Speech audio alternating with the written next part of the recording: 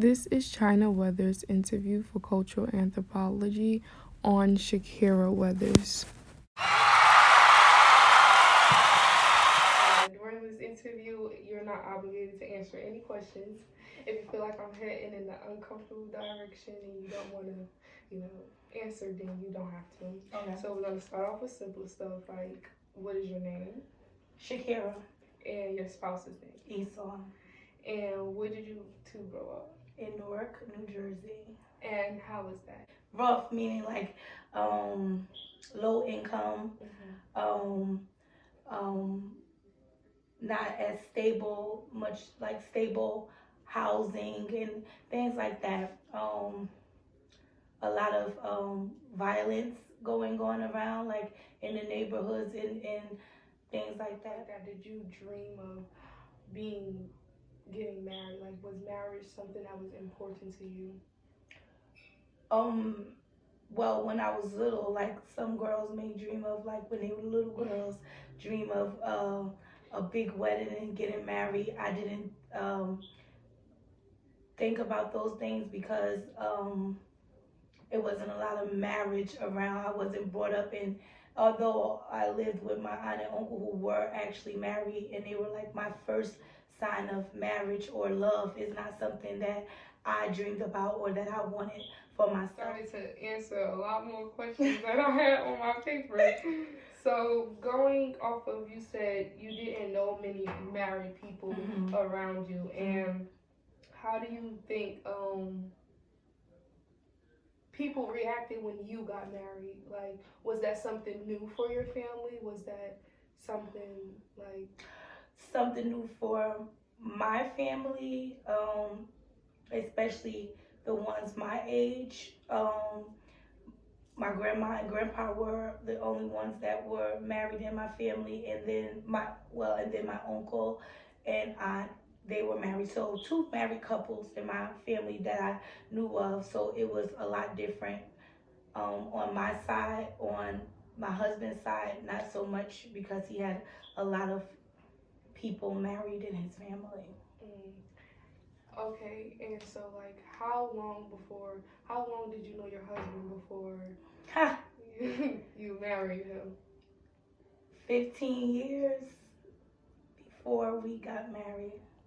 Okay, and did you think that you and him was on the same page about marriage? Like, did y'all have the same ideas of marriage? Or because you say he come from family where there's many married people, or did y'all have like two different thoughts of how marriage looked? Even though people were married, there was still a lot of dysfunction. So maybe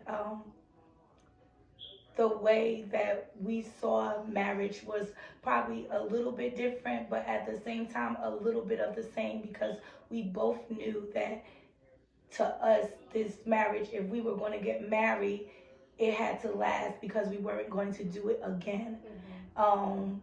And so for the most part, I think that we based it more on religion or spirituality, more like that, and just know that, okay, this is something that God put together, because, and that's what we took it as, for the most part. So you would say that religion played a part in your marriage? Because I know, like, for Christians, it's supposed to be marriage, kids, it's supposed to be these set ways to grow up and how to live. And so did that play a role in your life or in your decision making?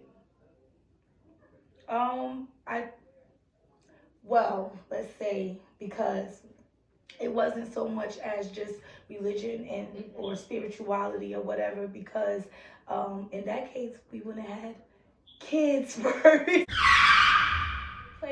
I think keeping the marriage together is where the spirituality and the religion comes in. I don't think it played as big of a role. I mean, I've thought about it in my head. What we were doing was called, we were sinning. So to be to go before God or whatever and be in good standing with Him, it was just like, if we get married now, I'm an honest woman now. Like, I'm no longer sinning. I'm not just fornicating and laying down with this man is my husband now, not willing to be a girlfriend or a kid's mom anymore also. So Okay, that's understandable. Do you think how big of an impact do you think society have on marriages, like, and how they should go? Because you know everybody has the know of the American dream with the kids and the husband is working and then the wife is staying at home and then there's a white picket fence and all that type of stuff. So what is the impact that you think society have on marriages? um I don't know. It's just like depending on where you're at in life. It's like depending on where you're at, where your spouse is at, and the environment that you place around yourself. Also, I always say this.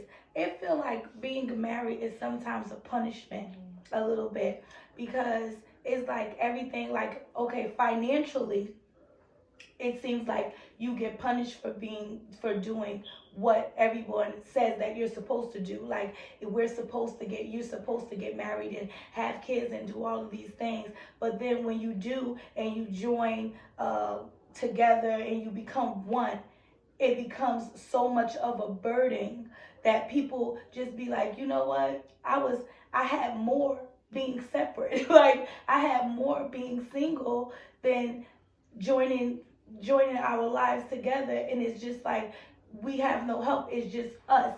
It's just like, that's on a financial standpoint. It's like taxes and everything like that. It goes up. You get everything is combined, and no matter how much you don't have, it's still like, but you have it. You don't really have it, but you make too much together to qualify for certain things or to do certain things, but you really be like, but I don't really have anything, you know? And as everything else is like, I feel like right now a lot of people don't take marriage seriously. Like, it's like some type of fad or some type of trend. Like, oh, let's just get married. Like, because other people are doing it. You may see this person doing it. You may see that person doing it. So now it's our time to do it. And nobody is really looking at it long term. Like, hey, this is supposed to be forever.